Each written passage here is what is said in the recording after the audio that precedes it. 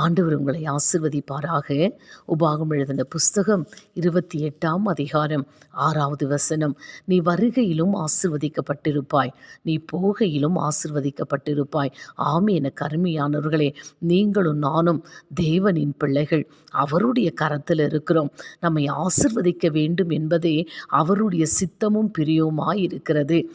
ஆண்டவருடைய வார்த்தை சொல்லுகிறது போல நீங்களும் நானும் அவருடைய கட்டளையின்படி செய்ய கவனமாய் இருக்கும் பொழுது, அவருடைய சத்தத்திற்கு உண்மையாய் செவி கொடுத்து அவருடைய பாதையிலே நடக்கும் பொழுது, தேவன் நம்முடைய வருகையிலும் நம்முடைய போகையிலும் நம்மை அதிகமாய் ஆசிர்வதிப்பார்.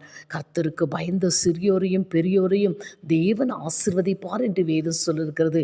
நீங்களும் நானும் அவருக்கு பயந்து அவருடைய வார்த்தையின்படி நடப்போம் என்று சொன்னால், நம்முடைய வருகையிலும் போகையிலும் எல்லா இடங்களிலும் தேவன் நம்மை ஆசிர்வதித்து நடத்துவார். God plus.